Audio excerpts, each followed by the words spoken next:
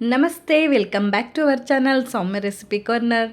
ಮಾವಿನಕಾಯಿ ಸೀಸನಲ್ಲಿ ತುಂಬಾ ವೆರೈಟಿ ಡಿಶ್ಗಳನ್ನ ನೀವು ಕೂಡ ಟ್ರೈ ಮಾಡಿರ್ತೀರ. ಆದರೆ ಇದೊಂಥರ ಸ್ವೀಟ್ ರೆಸಿಪಿ, ನೀವು ಕೂಡ ಟ್ರೈ ಮಾಡಿ. ತುಂಬಾ ಟೇಸ್ಟಿಯಾಗಿ ಬರುತ್ತೆ. ಆದರೆ ಇದರಲ್ಲಿ ಉಪ್ಪು, ಹುಳಿ, ಖಾರ ಹಾಗೆ ಸ್ವೀಟ್ ಎಲ್ಲವೂ ಕೂಡ ಇರುತ್ತೆ. ತುಂಬಾ ಟೇಸ್ಟಿಯಾಗಿ ಬರುತ್ತೆ. ಮಾಡ್ಕೊಳ್ಳೋದು ಕೂಡ ತುಂಬಾ ಸಿಂಪಲ್ಲಾಗಿ ಮಾಡ್ಕೊಬೋದು. ಹೇಗೆ ಮಾಡೋದು ಅಂತ ನೋಡೋಣ ಬನ್ನಿ.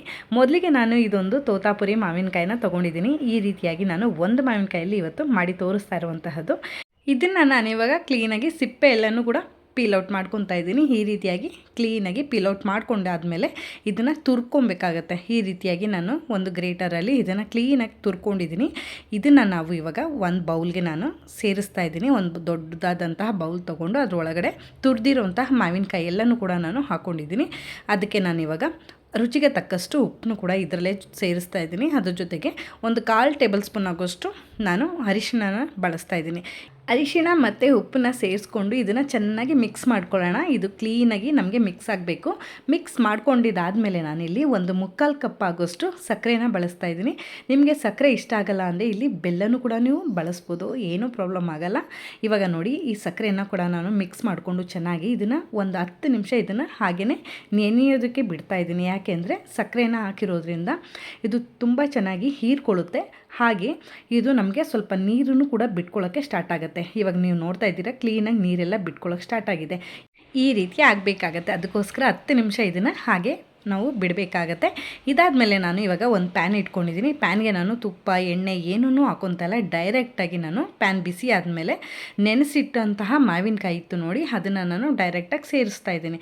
ಸೇರಿಸ್ಕೊಂಡು ನಾವು ಇದನ್ನು ಕ್ಲೀನಾಗಿ ಇದನ್ನು ಮಿಕ್ಸ್ ಮಾಡ್ತಾ ಇದನ್ನು ಬೇಯಿಸ್ಕೊಬೇಕಾಗತ್ತೆ. ಇದು ನಮಗೆ ತುಂಬ ಟೈಮ್ ಏನು ತೊಗೊಳ್ಳಲ್ಲ. ಹಾರ್ಡ್ಲಿ ಒಂದು 10 ಮಿನಿಟ್ಸಲ್ಲಿ ಇದು ರೆಡಿ ಆಗುತ್ತೆ. ತುಂಬ ಚೆನ್ನಾಗಿ ಬರುತ್ತೆ. ನೀವು ನೋಡ್ತಾ ಇರ್ಬೋದು. ಇವಾಗ ನಾನು ಕ್ಲೀನಾಗಿ ಇದನ್ನು ಮಿಕ್ಸ್ ಮಾಡಲಿಕ್ಕೆ ಸ್ಟಾರ್ಟ್ ಆಗಿದ್ದೀನಿ. ಇದು ಇನ್ನೂ ಏನಾದರೂ ಸಕ್ಕರೆ ಕರಗಿಲ್ಲ ಅಂದರೆ ನಾವು ಈಗ ಬಿಸಿ ಮಾಡೋದ್ರಿಂದ ಸಕ್ಕರೆ ಕ್ಲೀನಾಗಿ ಪೂರ್ಣ ಪ್ರಮಾಣದಲ್ಲಿ ಕರಗತ್ತೆ. ಅದಕ್ಕೋಸ್ಕರ ನಾವು ಈ ರೀತಿಯಾಗಿ ಮಿಕ್ಸ್ ಮಾಡ್ಕೊಬೇಕಾಗತ್ತೆ. ಮಿಕ್ಸ್ ಮಾಡ್ಕೊಂಡು ಇದನ್ನು ಬೇಯಿಸ್ಕೊಳ್ಳೋಣ. ಇದು ತುಂಬಾ ಸ್ವೀಟಾಗಿ ತುಂಬ ಚೆನ್ನಾಗಿ ಬರುತ್ತೆ. ನೀವು ಕೂಡ ಮನೇಲಿ ಒಂದ್ಸಲಿ ಟ್ರೈ ಮಾಡಿ. ಮಕ್ಳಿಗೂ ಕೂಡ ತುಂಬಾ ಇಷ್ಟ ಆಗುತ್ತೆ. ಇವಾಗ ನೀವು ನೋಡ್ತಾ ಇರ್ಬೋದು, ಮಾವಿನಕಾಯಿ ಎಲ್ಲವೂ ಕೂಡ ಕ್ಲೀನಾಗಿ ಟ್ರಾನ್ಸ್ಪರೆಂಟ್ ಆಗಿದೆ. ಈ ಕನ್ಸಿಸ್ಟೆನ್ಸಿಗೆ ಬಂದರೆ ನಮಗೆ ರೆಡಿ ಆಗುತ್ತೆ. ಈಗ ನಾನು ಇದಕ್ಕೆ 2 ಪೀಸ್ ಚಕ್ಕೆ ಹಾಕ್ತಾಯಿದ್ದೀನಿ. ಹಾಗೆ ಒಂದು ಅರ್ಧ ಟೇಬಲ್ ಸ್ಪೂನ್ ಆಗೋಷ್ಟು ಜೀರಿಗೆ ಪುಡಿ, ಹಾಗೆ 1 ಟೇಬಲ್ ಸ್ಪೂನ್ ಆಗೋಷ್ಟು ಹಸಿಮೆಣ್ಸಿನ್ಕಾಯಿ ಪುಡಿನ ಯೂಸ್ ಮಾಡ್ತಾಯಿದ್ದೀನಿ. ಇದನ್ನು ಹಾಕ್ಕೊಂಡು ನಾವು ಕ್ಲೀನಾಗಿ ಇದನ್ನು ಮಿಕ್ಸ್ ಮಾಡ್ಕೊಳ್ಳೋಣ. ಇದನ್ನು ನಾವು ಹೀಗೆ ಒಂದು 2 ನಿಮಿಷಗಳ ಕಾಲ ಇದನ್ನು ಕ್ಲೀನಾಗಿ ಈ ರೀತಿಯಾಗಿ ಮಿಕ್ಸ್ ಮಾಡಿಕೊಂಡ್ರೆ ನಮಗೆ ರೆಸಿಪಿ ರೆಡಿ ಆಗುತ್ತೆ.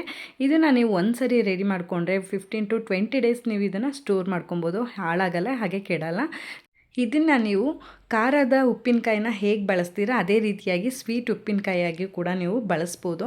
ಮಕ್ಕಳಿಗೂ ಕೂಡ ತುಂಬಾ ಇಷ್ಟ ಆಗುತ್ತೆ. ನೀವು ಕೂಡ ಮನೇಲಿ ಡೆಫಿನೆಟ್ಲಿ ಒಂದು ಸರಿ ಟ್ರೈ ಮಾಡಿ. ಟ್ರೈ ಮಾಡಿದ್ಮೇಲೆ ರೆಸಿಪಿ ಹೇಗೆ ಬಂತು ಅಂತ ನನಗೆ ತಪ್ಪದೆ ಕಾಮೆಂಟ್ ಮಾಡಿ ತಿಳಿಸಿ, ಓಕೆನಾ?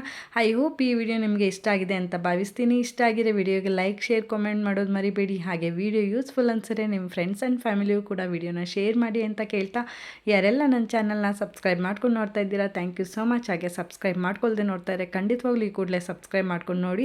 ಹಾಗೆ ನೋಟಿಫಿಕೇಷನ್ ಆನ್ ಮಾಡ್ಕೊಳ್ಳೋದ್ರಿಂದ ನಾನು ಹಾಕೋ ಪ್ರತಿ ವಿಡಿಯೋನೂ ಕೂಡ ನೀವು ಮಿಸ್ ಮಾಡದೆ ನೋಡ್ಬೋದು ಅಂತ ಹೇಳ್ತಾ, ಮುಂದಿನ ರೆಸಿಪಿಯೊಂದಿಗೆ ಸಿಗ್ತೀನಿ. ಅಲ್ಲಿವರೆಗೂ ನನ್ನ ಪ್ರೀವಿಯಸ್ ವಿಡಿಯೋನ ಚೆಕ್ಔಟ್ ಮಾಡ್ತಾ ಇರಿ. Thank you so much for watching this video. Stay tune.